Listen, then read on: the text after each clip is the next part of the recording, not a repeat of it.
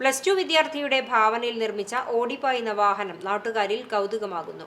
Mandalamkunnu beach കിഴക്കോട്ട് മുഹമ്മദ് സുഹൈബാണ് കൗതുകകരമായ വാഹനം നിർമ്മിച്ച് താരമായത്.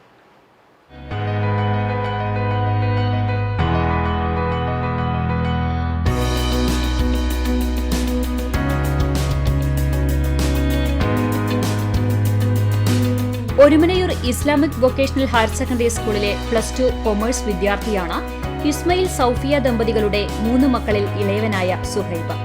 പിതാവ് ഇസ്മയിലിന്റെ തുച്ഛമായ വരുമാനത്തിൽ നിന്ന് 35,000 രൂപയാണ് സുഹൈബിന്റെ സ്വപ്നത്തിനായി ചിലവായത്. മൂത്ത സഹോദരൻ നബീൽ മെക്കാനിക്കൽ എഞ്ചിനീയറിംഗ് പഠിക്കുന്നുണ്ടെങ്കിലും 17-ാം വയസ്സിൽ കൊമേഴ്സ് വിദ്യാർത്ഥിയായ സുഹൈബാണ് വാഹനം രൂപകൽപ്പന ചെയ്ത് സുഹൃത്ത് അണ്ടത്തോട് സ്വദേശി മർജാന്റെ സഹായത്തോടെ നിർമ്മിച്ചത്. 5 മാസങ്ങൾക്ക് മുമ്പ് വണ്ടി നിർമ്മാണം തുടങ്ങി. ചേസ് നിർമ്മാണമായിരുന്നു ആദ്യ കടമ്പ.